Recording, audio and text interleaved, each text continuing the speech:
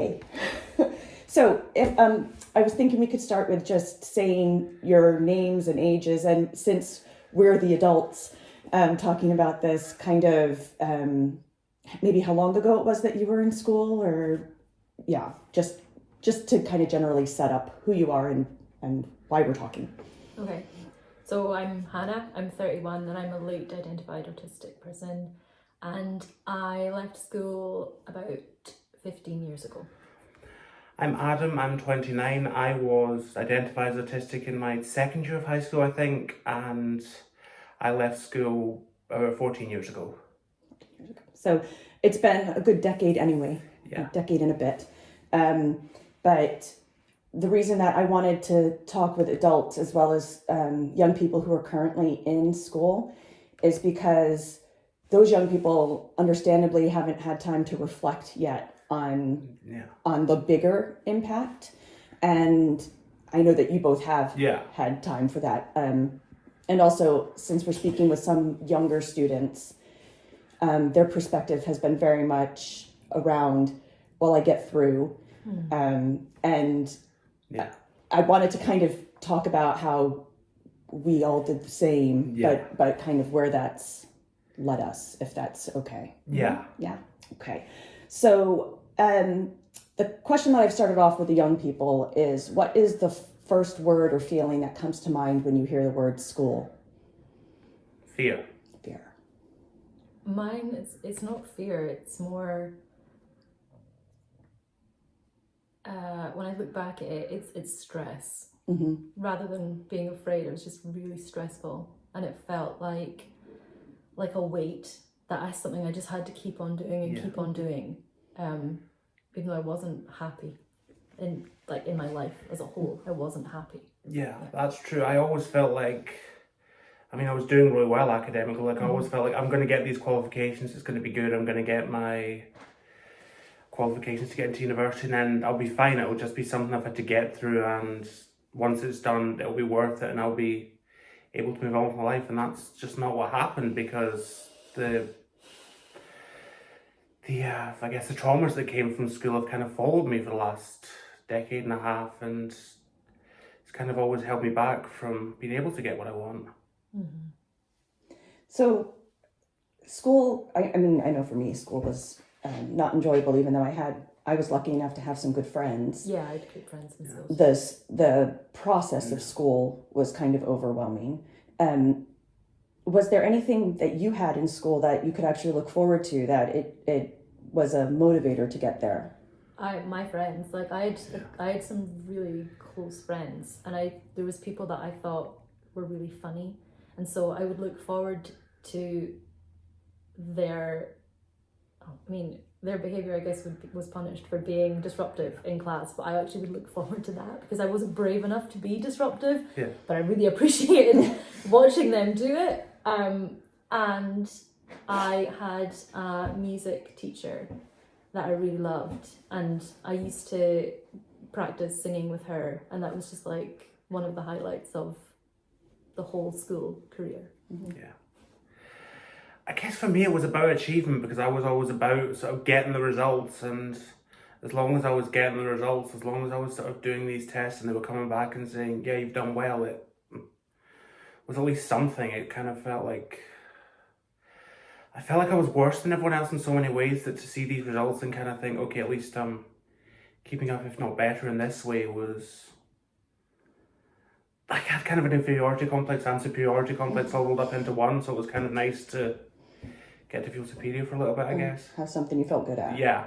I understand. You mentioned a couple times about qualifications, and I was just wondering, why was it for you that the qualifications became kind of the focus? Was there something that was internal or an external director of that? It's kind of both. I've always been so ambitious, and I always want to achieve as much as I can, but also, this is what I was told. You're very clever, you'll get these qualifications and you'll go on and you'll have a good career out of that. It felt like the reward at the end of all the suffering, and I was kind of told that as long as I was doing this, I was all right. So as long as you were achieving academically, then you were fine. Exactly. And this was my value. That's the thing. Like, I felt like I had no value as an actual person. So the value was in my brain and the fact that I was doing well in most subjects. So I sort of relate to that. So I was like academically like fine enough. And I was going through my report cards all through school yesterday, and they just consistently say that I'm not choosing to work hard enough. I could do better if I chose to not be distracted, if I chose to do my homework, if I chose to work harder. Yeah. And so I just couldn't do those things. Like I couldn't not be distracted. And I used to, and I still do, like create like imaginary places, and I just drift into them. And I remember like going into so many classes and just putting myself somewhere else. Yeah. And I'm assuming that's what they're meaning when they say like distracted, and too talkative. Yeah. When there was the people that in the classes that I liked, I wanted to spend that course. time connecting with these people rather than listening to things that I wasn't interested in. And so I didn't have like value in you're really clever. This is what will get you through. Yeah. But I felt like at the time like that they must be right. Like, why can't I do this? Like, I would be a better person if I could do what they want me to do. Yeah. And the truth is, I should have got those critiques because I was not working. I was getting by on the fact that I'm naturally very clever and naturally able to basically, for the most part, if the teacher says something once, I'm kind of like, okay, that's click, that's fine, I can do that.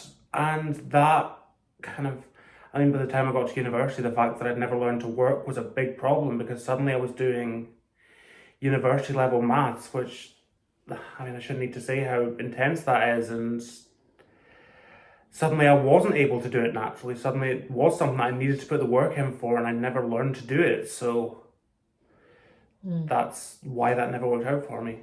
Yeah, and I guess if the intrinsic value, if you're not feeling an intrinsic value in doing that work, right? Like in the learning of that. Yeah. If the goal is, well, this is how people think that I'm useful then. Yeah.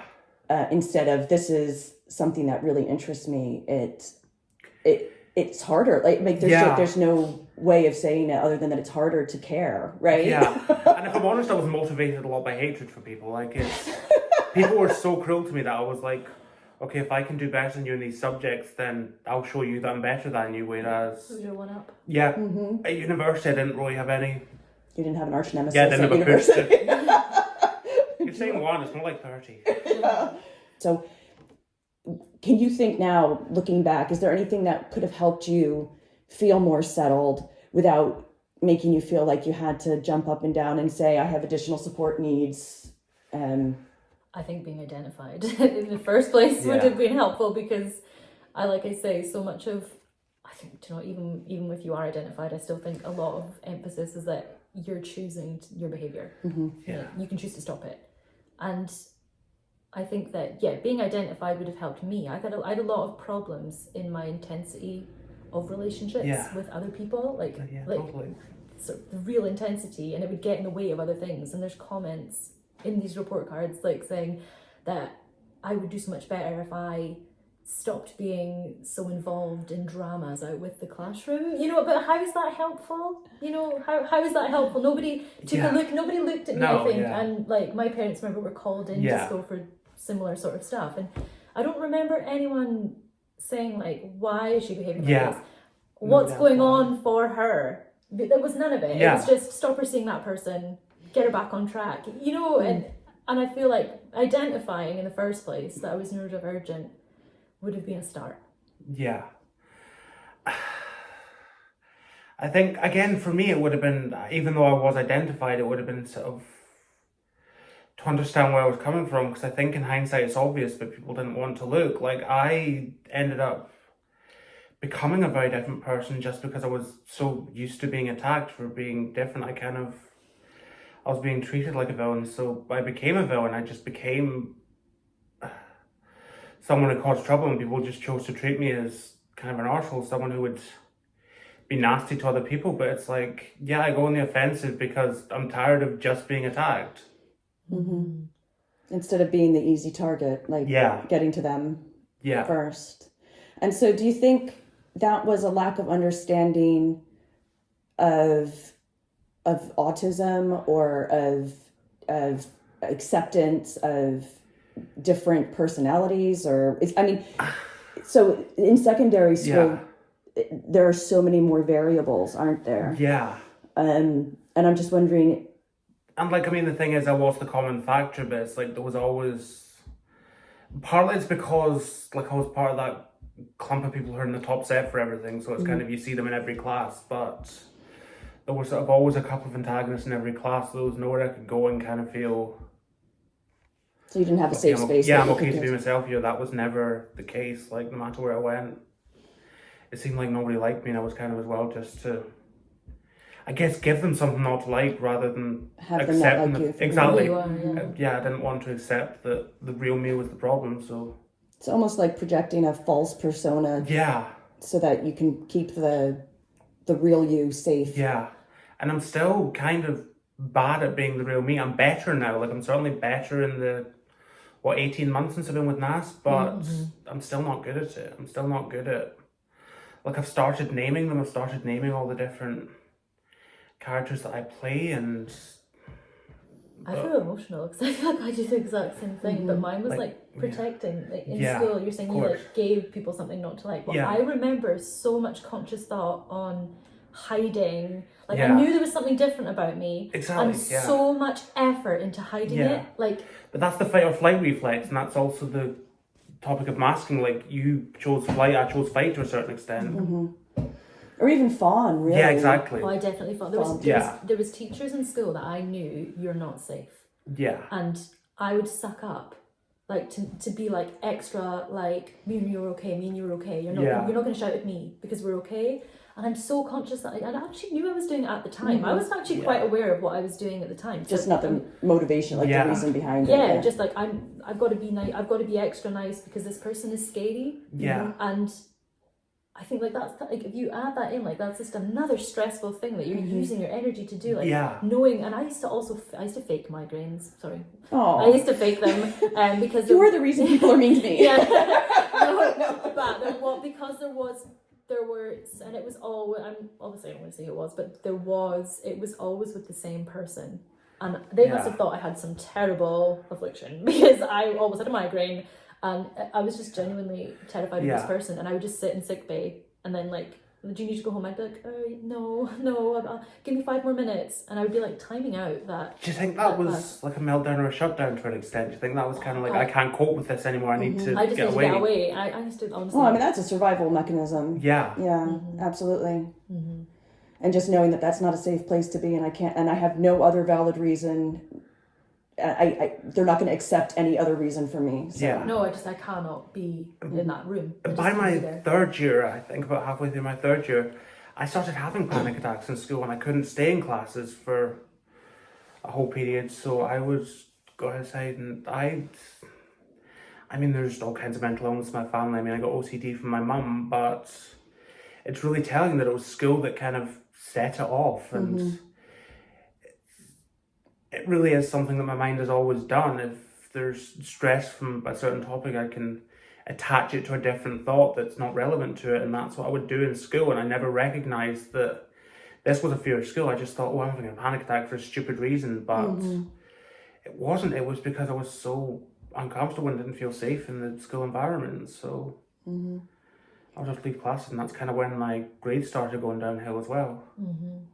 I got to a point as well in school where my grades began to dip, and then I remember in 5th year I was recommended to do 5 hires, and I thought, well, this is what they're telling me to do, I better live up to it, you know. And I remember like reinventing myself, like into this. I like entered a new character where I was all of a sudden going to be a prefect, and I was going to be this, and I was going to be so perfect because I was like, it's like seeking their approval. Like, am I good enough yet? Is this the ticket? Because I always feel like my whole life, ever since being young, it's like, if I do this, then I'll be happy. Okay, that didn't work. If I do this, then I'll be happy. And is happy people liking you? Basically, I guess it is. It's like the approval of others. And I remember like working so hard and like doing these 5 hires, and I only got 2. And that was me working so hard, Yeah. like, and it's not just, oh, I'm studying. No. I mean, like, working hard Yeah. in every aspect of your life Yeah. and who you are and how you're coming across. And it's a shame because if you've done 4, you might well have got 4 or at least 3. It's Well, about putting too yeah. much pressure on. And well, again, like the next year, I was like, well, I have to continue to do this. I need to go to. I have to. This thing I think about school is like, because I was, in their opinion, if I applied myself, yeah. I was gonna, be able to get X amount of hires, and so I should go to university. It's like that's what you do. And I remember feeling so much pressure, like, and I remember, like, I was like 16 and 17 thinking, like, how on earth do I even know what I want to do? But I've got to go and I've got to do it, and that's what everyone else is doing. And it didn't work out. Like, when I was known, I suppose, maybe I wasn't even known. I feel like I had to lean into being arty. Yeah. Because that was where, like, a natural ability was. And so I really heavily leaned into that. And I was like quirky, like kind of like leaning into, like, I'm kind of wild, quirky, arty person. Yeah. And so I was like, well, I guess that's who I am. And I remember, like, really when I was first, like, I've always been into drawing and painting, and always, like, since I was really young, always drawing and painting portraits. Yeah. Like, that is and I wouldn't draw or paint anything else. Like, that was it. And I remember when I was in, like, S1, and there was a portfolio room. Yeah. And I was just like, oh my God, this is like a holy grail. Like, I have to get to this room. I have to get to advanced higher art. And I did it. And I remember spending time in the room, and I just wanted to paint portraits. So that's all I was doing. And that I would spend, like, lunch and breaks and stuff in there. Like, it was such like that was just like peak happiness, like just being on my own. Actually, I didn't like it when there was other people in the room. That put me off. I like just being there on my own. That was your safe space. Yeah. But and I this is how I felt about it, was that, like, I wasn't working fast enough and my work wasn't varied enough. And so, because it was an advanced hire, it had to be graded. Like, I was getting, like, pushed into, like, how can they tick the boxes in order for me to get the grades, instead of just leaving me alone. I just wanted to be left alone. I didn't actually care about getting an A or whatever. Yeah. And I just wanted to be. I ended up dropping that subject because I just felt like, I also hated. Yeah. We used to line up our pages up the corridor, and everyone would critique each other, and I absolutely couldn't cope with that at all. I hated it. And in the end, I made up something. I was like, oh, I don't think I'm ready, and I think that I'm gonna try and get some other high. Like, I just made that up. Like, really, I was like, I can't do what you're doing. This, and it's not like they were being horrible to me. It's just they didn't understand. Like, you just have to. This is not a really special thing. And you just should have left me to it, because it didn't matter about the grade. Like, it was it was a special thing that I should have just been allowed to have been a special thing without caring about the other stuff. I that really damaged me. I felt like, because I spent my whole school years, like, in my mind, like, this is where I'm going to be, and then I sort of had to leave it. Because it's like, there's a lot of build up to something to then be sort of let down. If you know what I mean. Yeah, and you sort of left that thread hanging, I guess. And then I was like, I've dropped advanced higher art. I'm not quirky art girl anymore. Who am I? Like, quirky art girl dropped art. Like, what? Yeah. So it's like an identity crisis then. I always used to be told, like, I'm too much, too young. That was like a phrase. And I also, like, I could never be I remember, like, the phrases I have in my head is like, I can't do what I'm told, and I'm too much, too young. And I really think that's because I needed, like, full autonomy over my life, and so I was doing things because I just wanted to be so complete. I wanted to be an adult when I was really young, because to me that was like, you're in control of yourself, you can do whatever you want. That's what I thought. So that's what I was, like, striving for. And I know a lot of the things that constricted me, and, like, school being, like, the hierarchy. I remember it's like, there were people, like, I didn't want to get in trouble, so I would, like, go with it, but I didn't agree with it, and then I would go home and probably have a huge meltdown or take off, and and I think that a lot of that was, like, compensating. I almost like trying to balance, like, feeling controlled, and then I need to absolutely feel like if school's controlling me, my parents are not, like, that kind of, like, I think sometimes we as autistic kids are the only ones that kind of recognize how ridiculous sort of childhood can be, sort of how ridiculous a lot of the rules that they place on you.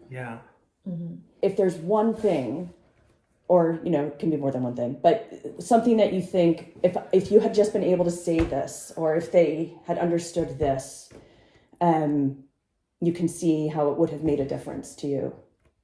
I think not having such rigid thoughts about what the sort of perfect student is, and always setting goals that work towards this like one idea of like, that's an A+ student with, you know, brilliant behavior, and you know, like I think it's unrealistic, and it doesn't actually, like, it's like that square peg thing, like that doesn't actually prepare anybody for what comes afterwards. Yeah.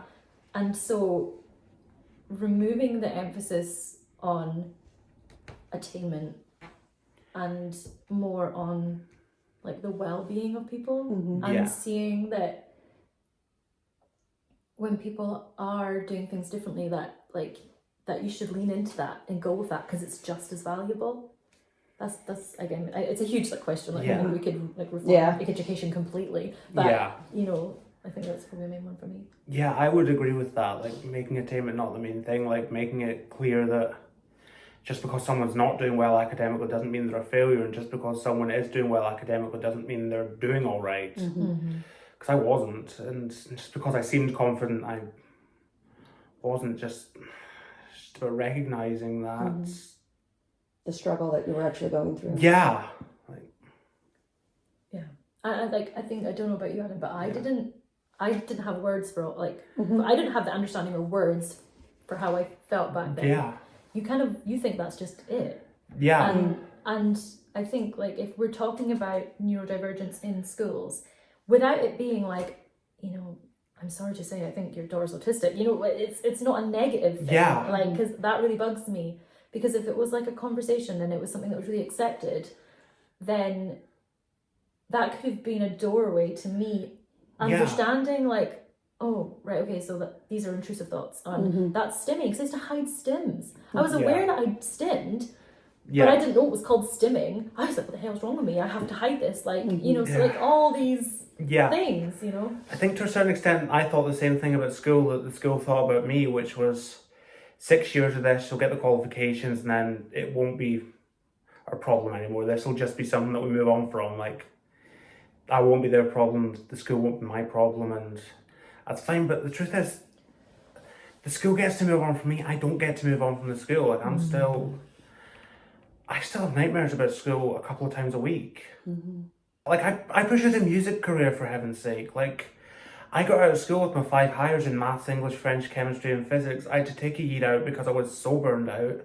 And then I went for a singing career, and it's because I didn't want to be that person. School had been so hard for me that I didn't want to be the academic anymore. I wanted to be a different person, and obviously it wasn't for me. I spent a long time coming to terms with the fact that it wasn't for me, and I kind of wasted a good couple of years of my life doing that. And I remember the time I came back to trying to be who I really am, it was hard to find again. Thank you so much for sharing that. Thank you both for being so open. And thank you for being willing to participate in something like this, because I know that it's very exposing. It's very exposing. So thank you. Thank you for us.